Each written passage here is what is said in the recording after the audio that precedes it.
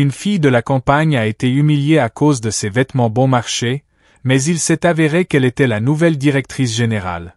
Et si un nouvel employé, moqué depuis le premier jour, n'était pas ce qu'il semblait? Et si une fille calme et discrète, portant une veste usée, n'était pas une stagiaire mais la directrice générale qui a décidé de vérifier la culture de son entreprise de l'intérieur? Avant de commencer, dites dans les commentaires de quelle partie du monde vous regardez aujourd'hui.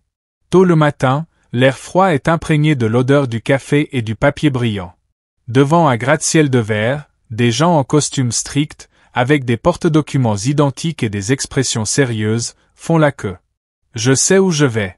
Mais une silhouette se démarque dans cette harmonie, une fille en veste vert foncé usée, avec un sac en tissu usé en bandoulière. À l'entrée, le garde la regarde sans lui demander ses papiers. Livraison. Non, répond-elle calmement, je vais aux ressources humaines. Il serre les lèvres, se tait, mais la laisse prendre l'ascenseur jusqu'au 22e étage. Chaque arrêt est une sélection, plus on monte, plus les chaussures sont chères.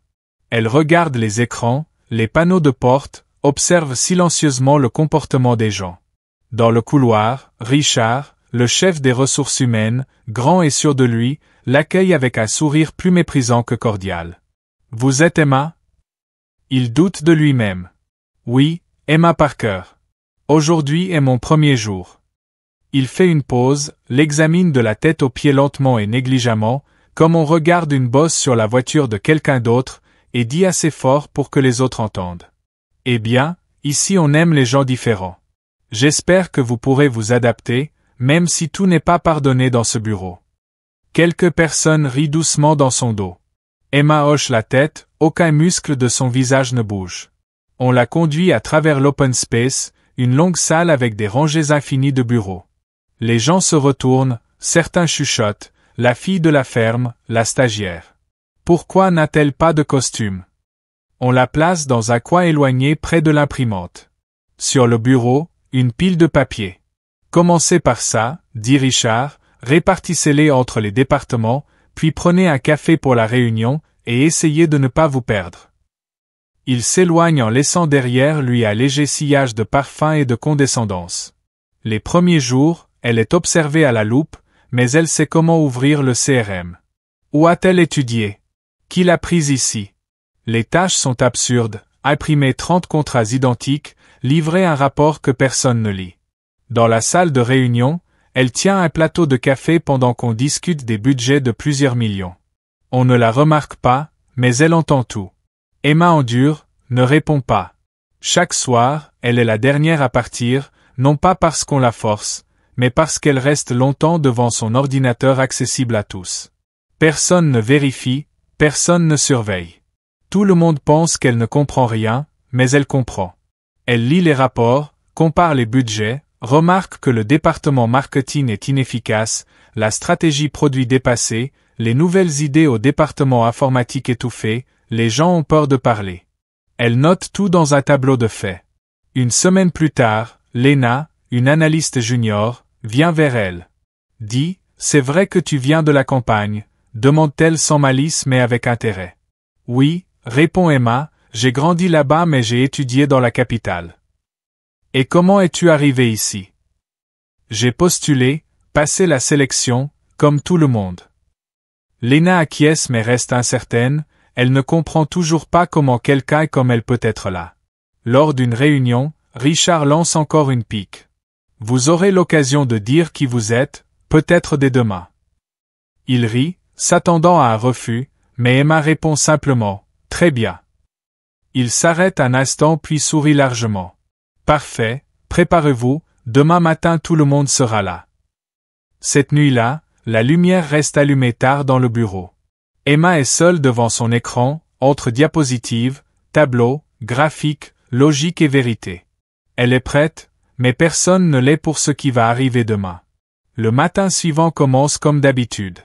Les couloirs se remplissent du bruit des pas, des machines à café, des conversations à voix basse. L'ascenseur monte avec les mêmes visages rasés de près, les mêmes chaussures brillantes. Mais aujourd'hui, sur ces visages, il y a de l'attente. Emma dira quelque chose. Personne ne sait quoi, mais tout le monde sent une gêne anticipée. Tu crois qu'elle sait parler en public? Murmure une responsable marketing. Je pense qu'hier elle répétait en panique devant le miroir, ricane une autre. Quand Emma entre dans la salle de réunion, il n'y a ni panique ni prétention. Chemise grise simple, pantalon noir, cheveux attachés. Son vieux sac posé à côté. Un écran est déjà allumé au mur. Lena, cette même analyste junior, l'a aidé à se connecter, non par pitié mais parce qu'elle a senti quelque chose en elle, une intuition. La salle est presque pleine, presque toute l'équipe administrative est là.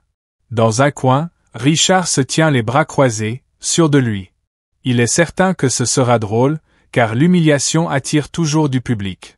Bonjour, dit calmement Emma, je suis Emma Parker, et comme demandé, je vais vous parler un peu de moi. Une pause. Sur l'écran, un fond blanc avec un titre simple. Culture et croissance, une vue de l'intérieur. Quelqu'un ricane. Au lieu de parler d'elle, elle continue. J'ai décidé de partager ce que j'ai vu lors de ma première semaine, honnêtement, sans embellir, avec des propositions. Richard plisse les yeux, sentant que le contrôle commence à lui échapper. Le premier sujet, marketing. Sur l'écran, un tableau où sont marqués en rouge les dépenses redondantes et les anciens canaux de promotion. Au cours des derniers mois, le retour sur investissement de l'entreprise a chuté. Ce n'est pas une erreur des employés, c'est un manque de stratégie, une absence de travail segmenté. Nous frappons le vide, un murmure dans la salle. Deuxième produit, diapositive comparant les fonctionnalités de notre plateforme et celles des concurrents. Notre fonctionnalité est dépassée, l'analyse utilisateur n'a pas été mise à jour depuis plus d'un an. Pendant ce temps, les concurrents ont pris de l'avance, surtout dans les solutions mobiles. D'où viennent ces données? Quelqu'un du service informatique a extrait des sources ouvertes et de l'analyse interne. Elles ne sont pas protégées, même un stagiaire peut les consulter. C'est d'ailleurs le troisième point, la sécurité de l'information. Pause, Emma boit une gorgée d'eau. Plus personne ne rit dans la salle. Et enfin, la culture d'entreprise. Sur l'écran, une diapositive sans texte, juste une photo du bureau. Les postes de travail sont vides, les regards détournés. À côté, la zone fumeur et un schéma des flux de communication, qui parle à qui écoute qui a peur. Les gens ont peur de parler, peur de faire des erreurs, peur d'être eux-mêmes. Les sourires sont polis, mais pas sincères. Pourtant, c'est précisément cela le principal frein de l'entreprise, ni le marché ni les concurrents, mais nous-mêmes. Un silence s'installe. Je sais ce que vous pensez, comment peut-elle savoir? Qui est-elle? Elle s'est arrêtée, je ne suis personne, officiellement. Juste une nouvelle venue, assise dans un coin, écoutant simplement. Richard s'est penché en avant, on voyait qu'il allait l'interrompre, mais elle a pris la parole la première. J'ai de l'expérience. J'ai travaillé avec des systèmes qui refusaient de changer jusqu'à ce qu'il soit trop tard. J'ai vu comment une culture fondée sur la peur tue le talent. Et je sais que si on ne parle pas, rien ne changera. À ce moment, comme prévu, Emma clique sur la dernière diapositive, où figure une liste de propositions concrètes. Restructuration de la stratégie marketing, relance de l'équipe produit avec priorité au mobile UX, forums ouverts et sondages anonymes, révision du système de KPI, mise en place d'un mentorat interne. Un silence de quelques secondes, même la climatisation semblait plus calme. C'est tout ce que je voulais dire, conclut-elle. Elle éteint l'écran, rassemble son sac et s'apprête à quitter la salle quand une voix l'arrête. C'était Richard, avec un ton dur et le visage tendu. Qui vous a donné accès à ces analyses? Qui vous a dit que vous pouviez faire ça au lieu de votre travail? Emma se retourne calmement. Personne. Mais j'ai l'habitude de travailler sur le fond, pas selon les règles. Si j'ai enfreint une règle, je suis prête à en assumer la responsabilité. Mais alors, montrez aussi votre rapport des derniers mois. Il ne répond rien. Elle sort. Les gens dans la salle restent silencieux, certains ressentent de la honte, d'autres de la confusion, et d'autres un étrange soulagement. Durant la journée, l'incertitude règne au bureau, tout le monde attend la suite. Emma retourne à son bureau, près de l'imprimante. Plus personne ne rit. Lena s'approche avec un café. Tu savais que ça allait arriver. Je n'ai fait que dire la vérité, répond Emma. Ce soir-là, Richard la convoque dans son bureau spacieux, vitré, avec vue sur la ville. « Tu es allé loin pour une nouvelle, dit-il, les bras croisés. « Je ne suis pas là pour être une nouvelle, répond-elle. Il ne comprend pas ce qu'elle veut dire, pas encore. Le lendemain matin, un silence étrange règne au bureau. Tout le monde travaille comme si de rien n'était, mais quelque chose a changé. Les gens regardent plus souvent vers le coin où Emma s'assoit, non plus avec moquerie, mais avec inquiétude et intérêt. Richard fait semblant que rien ne s'est passé, son visage affiche la même assurance, mais ses gestes sont plus vifs, sa voix plus forte. Il n'est pas habitué à perdre le contrôle devant ses collègues. Il commence à agir, d'abord passivement. Emma perd l'accès au dossier commun, sa messagerie cesse de fonctionner soudainement, les informaticiens prétendent un bug temporaire. Puis l'imprimante près de son bureau est coupée temporairement. Ensuite, une vague de pressions indirectes commence lors des réunions où elle restait silencieuse avec son plateau de café. Maintenant, on l'exclut ostensiblement. Lena reçoit un avertissement pour aide non autorisée. Quelqu'un à la zone fumeur murmure, elle cherche juste de l'attention, pourquoi elle s'immisce ici? Mais Emma ne proteste pas, ne se plaint pas. Elle travaille et continue à collecter des informations chaque nuit au bureau jusqu'à tard. Elle a un plan, et le temps joue en sa faveur. Une semaine plus tard, un visiteur inattendu arrive au bureau. Mikhail Vorontsov, vice-président du conseil d'administration. Sa visite n'était pas annoncée, ce genre de visite est généralement confidentiel. Il parcourt les étages, parle aux responsables, pose des questions. Au 21e étage, près de la salle de conférence, il remarque une jeune femme près de la machine à café. « Madame Parker » demande-t-il. Elle acquiesce. « J'ai une question. Pourquoi n'utilisez-vous pas votre position ?» Elle le regarde en silence puis répond calmement. « Parce que je voulais voir la vérité, pas à travers des rapports et des chiffres, mais à travers les gens. » Il la regarde attentivement. « Vous l'avez vu, n'est-ce pas? Maintenant, je sais par où commencer. » Il acquiesce et sourit légèrement. « Alors, commençons. » Le lendemain arrive un mail sans objet, sans formule d'urgence, juste un message simple. Réunion générale demain, présence obligatoire, approbation de la nouvelle direction. Cela déclenche une vague de rumeurs. Certains disent qu'un nouveau top manager est nommé, d'autres que la société va être vendue, d'autres supposent que Richard sera promu. Personne ne devine juste. La salle de réunion est pleine, les gens debout contre les murs, assis sur les rebords des fenêtres, l'attente est palpable. Vorontsov salue brièvement, annonce que des changements auront lieu, puis invite la personne qui représentera désormais le conseil. Veuillez accueillir la nouvelle directrice générale, Emma Parker. La salle se fige un instant, puis un murmure, quelqu'un souffle fort. Quelqu'un a ri. Incertain, nerveux. Emma est sortie. En avant, la même chemise, la même posture droite. Les mêmes yeux calmes. Bonjour. Aujourd'hui je suis ici non pas pour me venger. Ni pour prouver que je mérite. Dit-elle en tournant son regard vers Richard. Il pâlit, ses lèvres tremblèrent, mais il se tut. Je suis ici parce que je veux que nous commencions à nous parler honnêtement. Car je vois que cette entreprise a du potentiel. Mais il est enfoui sous la peur. La façade corporative. Et l'habitude de l'hypocrisie. Silence, pas d'un bruit. Je ne suis pas arrivé ici directement comme directrice. J'ai commencé par le bas consciemment pour voir la culture telle qu'elle est. Et j'ai vu comment on se moque dans le dos. Comment on boycotte ceux qui sont différents. Comment on punit l'initiative. Comment la peur règne. Pause. Mais j'ai aussi vu autre chose, des personnes. Qui peuvent, qui veulent. Qui se taisent non pas parce qu'elles s'en fichent. Mais parce qu'elles ont peur d'être entendues. Elle fit un pas en avant. À partir d'aujourd'hui, tout change. Plus tard, le bureau de Richard fut temporairement fermé. Il fut suspendu de ses fonctions en attendant une enquête. Mais il ne fut pas licencié. Quand il monta dans l'ascenseur, son regard croisa le sien.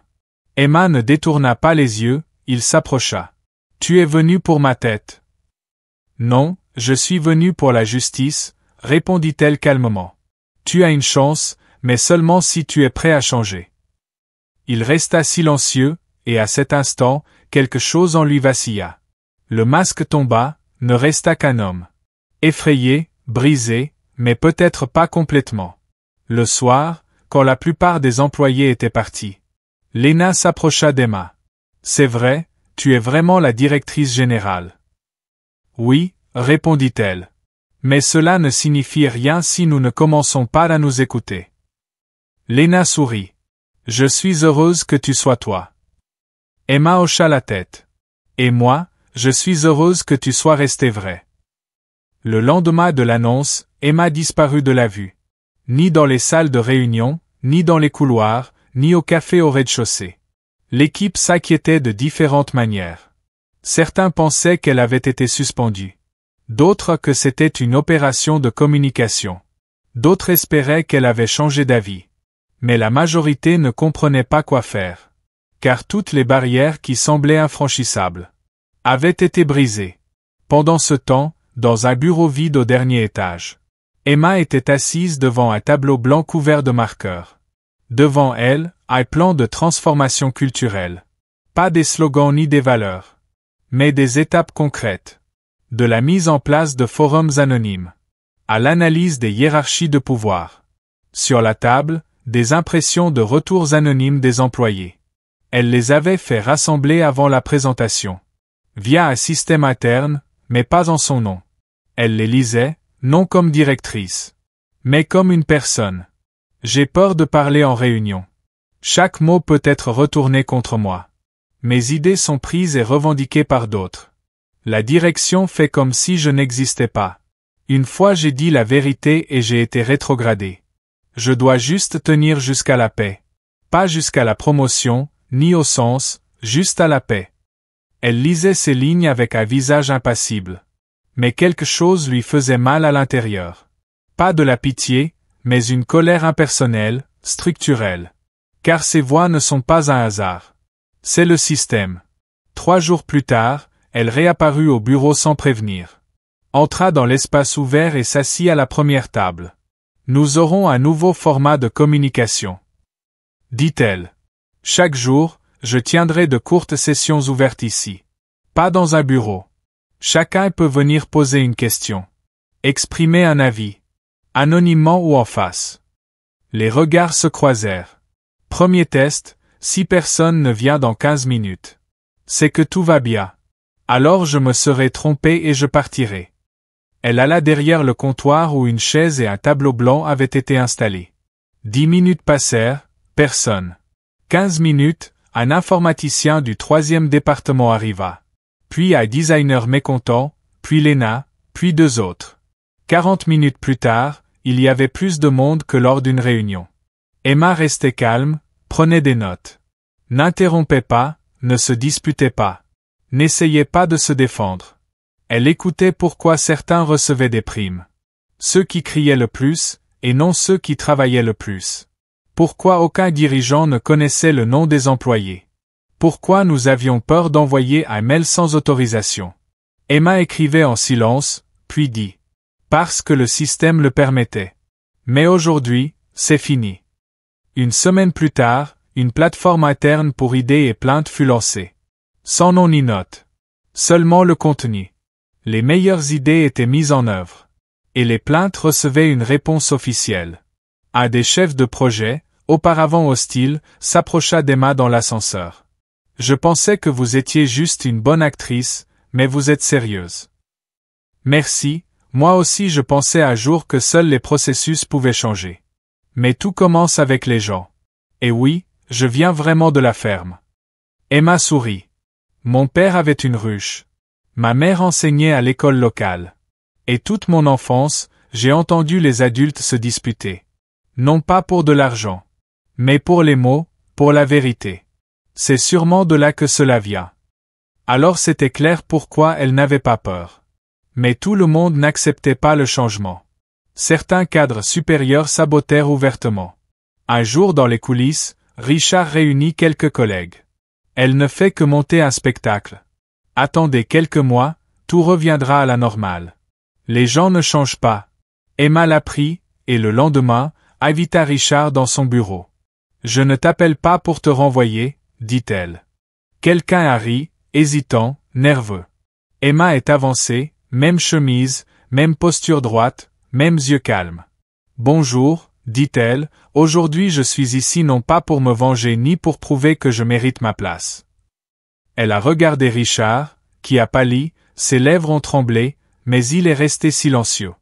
Je suis ici parce que je veux que nous commencions à parler honnêtement les uns avec les autres, car je vois que cette entreprise a du potentiel, mais il est enterré sous la peur, le spectacle corporatif, l'habitude de l'hypocrisie. Silence total, aucun son. Je ne suis pas arrivé ici directement en tant que directrice. J'ai commencé d'en bas, consciemment, pour voir la culture telle qu'elle est. J'ai vu les moqueries dans le dos, le boycott des différents, les dirigeants punissant l'initiative, la peur omniprésente. Pause. Mais j'ai aussi vu autre chose, des gens qui peuvent, qui veulent, qui se taisent non pas parce qu'ils s'en fichent, mais parce qu'ils ont peur d'être entendus. Elle a fait un pas en avant. À partir d'aujourd'hui, tout change. Plus tard dans la journée, le bureau de Richard a été temporairement fermé. Il a été suspendu de ses fonctions en attendant une enquête, mais pas licencié. En entrant dans l'ascenseur, son regard a croisé celui d'Emma. Elle ne s'est pas détournée. Il a avancé et a demandé « Tu es venu pour ma tête ?» « Non, je suis venu pour la justice, » répondit-elle calmement. « Tu as ta chance, mais seulement si tu es prête à changer. » Il est resté silencieux, et à ce moment, quelque chose a vacillé en lui. Son sourire arrogant a disparu, laissant juste un homme effrayé et brisé, peut-être pas totalement. Le soir, quand la plupart des employés étaient partis, Lena est venue voir Emma. « C'est vrai? Tu es vraiment la directrice générale? » « Oui, » répondit-elle, mais ça ne veut rien dire si nous ne commençons pas à nous écouter. Lena a souri. « Je suis contente que ce soit toi. » Emma a hoché la tête. « Et je suis contente que tu sois restée vraie. » Le lendemain de l'annonce, Emma avait disparu. Ni dans les salles de réunion, ni dans les couloirs, ni au café du rez-de-chaussée. L'équipe s'inquiétait. Certains pensaient qu'elle avait été suspendue, d'autres que c'était un coup de pub, d'autres espéraient qu'elle avait changé d'avis. Mais la plupart ne savaient pas quoi faire, car toutes les barrières qui semblaient infranchissables avaient été brisées. Pendant ce temps, dans un bureau vide au dernier étage, Emma était assise devant un tableau blanc couvert de notes. Devant elle, un plan de transformation culturelle. Pas de slogan ni de mission, mais des étapes concrètes, depuis l'implémentation de forums anonymes jusqu'à l'analyse des hiérarchies de pouvoir. Sur la table, des impressions d'avis anonymes des employés.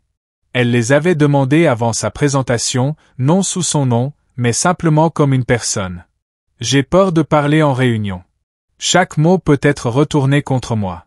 Mes idées sont volées. La direction fait semblant que je n'existe pas. Une fois, j'ai dit la vérité et j'ai été rétrogradé. Je dois juste tenir jusqu'à la paix, pas jusqu'à une promotion ou un sens quelconque, juste la paix. Elle lisait ces lignes sans émotion, mais son cœur était lourd, non de pitié, mais d'une colère structurelle. Ces voix ne sont pas un hasard, c'est le système. 3 jours plus tard, elle est revenue au bureau sans prévenir, est entrée dans l'espace ouvert et s'est tenue près d'un bureau. Nous aurons un nouveau format de communication, dit-elle. Chaque jour, je tiendrai de courtes sessions ouvertes, ici, pas dans mon bureau. N'importe qui peut venir poser une question, donner son avis, anonymement ou en face. Au début, peu sont venus. Puis, petit à petit, plus de personnes sont arrivées, jusqu'à ce qu'il y ait plus d'assistance que lors d'une réunion officielle. Emma écoutait calmement, ne coupait personne, ne disputait pas, ne se défendait pas. Elle entendait pourquoi certains recevaient des primes parce qu'ils parlaient fort, et non parce qu'ils faisaient le plus. Pourquoi aucun dirigeant ne connaissait le nom des employés de base. Pourquoi on avait peur d'envoyer des mails sans approbation. Puis elle disait calmement, parce que le système le permettait. Mais ça change aujourd'hui. Une semaine plus tard, une plateforme interne a été lancée pour les idées et les plaintes, sans nom, sans note, juste le contenu. Les meilleures idées étaient mises en œuvre, et les plaintes traitées officiellement. À des chefs de projet, auparavant hostiles, a abordé Emma dans l'ascenseur. Je pensais que tu étais juste une bonne actrice, mais tu es sérieuse. Elle sourit. Moi aussi, je pensais qu'on pouvait changer que les processus, mais tout commence par les gens. Tu viens vraiment d'une ferme? Emma sourit. Oui. Mon père avait un rucher, ma mère enseignait à l'école locale, et j'ai passé mon enfance à écouter les adultes se disputer, non pas à cause de l'argent, mais à cause des mots, de la vérité. Peut-être que c'est pour ça que je n'ai pas peur. Mais tous n'ont pas accepté le changement. Certains aux responsables sabotaient ouvertement. Un jour, dans les coulisses, Richard a rassemblé quelques collègues. Attendez quelques mois, tout redeviendra comme avant. Les gens ne changent pas. Emma a appris cette conversation et a invité Richard à son bureau le lendemain. Je ne t'appelle pas pour te virer, a-t-elle dit, mais pour te donner une chance, une seule. Il l'a regardée sans arrogance ni condescendance. Et si je ne réussis pas? Alors on partira avant qu'on ne te le demande. Il a hoché la tête lentement. Je ne suis pas habitué à obéir, ici personne n'obéit à personne, on est tous dans le même bateau. Si tu veux rester, rame.